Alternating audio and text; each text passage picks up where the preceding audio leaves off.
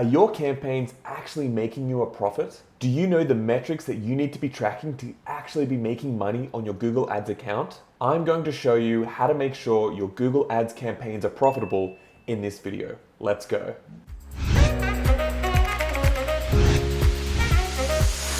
Are you running Google Ads for your e-commerce store? Do you have conversion tracking set up? If not, make sure you do because that's incredibly important. After you have your conversion tracking set up, we need to focus on the next important thing, your total profit. In this video, I'm going to show you why profitability calculations are so important and how you need to do them. Let me start with a riddle. Say you have 3 different Google Shopping campaigns and they're each performing differently. Shopping campaign 1 has spent $4,000 on ads and made $12,000 in sales. Shopping campaign 2 has spent $2,000 on ads and made $8,000 in sales. Shopping campaign 3 has spent $400 on ads and made $5,000 in sales. Which one is performing best? Well, it's actually a trick question. You can't know until you actually know the profit margin for the store. Let's break it down. Say that your profit margin is 30%. Let's look at how this actually affects the end profit for these campaigns. Let's look at that table again. Campaign 1, $4,000 on ads. $12,000 in sales with a profit margin of 30% means that we actually lost $400 on this campaign. Yup, $12,000 times 30% equals $3,600. We then take away the $4,000 in ad spend and we're left with a loss of $400 in profit for that campaign. Let's now look at campaign 2. $2,000 on ads, $8,000 in sales. At a 30% profit margin, that results in $400 in actual profit. Okay, that's a little bit better. Now campaign 3.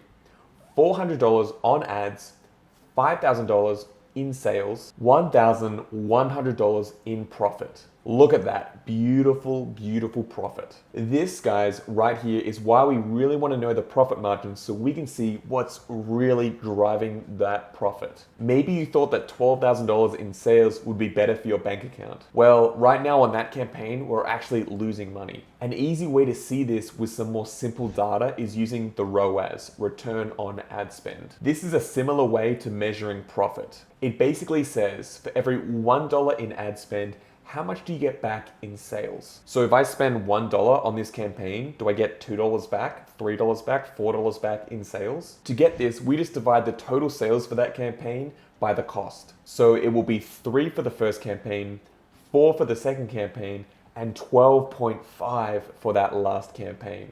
Wow, like no wonder it's generating so much profit. Okay, so we can actually use our profit margin to figure out our break-even ROAS that we need on all our account, any campaigns and anything like that. A break-even ROAS tells us that we need to make a minimum ROAS, say of 3, to make sure that we're actually profitable on that campaign. Anything lower than this, and it means we're losing money. It's really easy to calculate. Just divide 1 by your profit margin. For example, in this case, 1 divided by 30% equals 3.33. So if your profit margin was 20%, it would be 1 divided by 20% equals 5. This means that you need a ROAS, return on ad spend, of 5 to be profitable on your campaigns. So you can see, looking at our table again, you can see that the first campaign had a ROAS of 3, which is underneath 3.33, which is our break-even ROAS for the campaigns. Because we know that our break-even ROAS is 3.33, this one is below that, so we know we need to immediately improve this campaign. It may be generating a lot of sales revenue for our store, but we just see that it's not profitable. It's not profitable like campaign 2 and campaign 3. While we have campaign 2 at a 4x ROAS, it's generating $400 in profit. Now, campaign 3, 12.5x ROAS. That's crazy, and that's why it's getting a profit of $1,100 even though the ad spend is only $400. So looking at these results, we can clearly see that campaign 3 is the winner in terms of profitability. So this is how these profitability calculations can allow you to really clearly see which campaigns in your ad account are actually performing well and actually aren't performing well at all. Don't get blindsided by the sales and the revenue.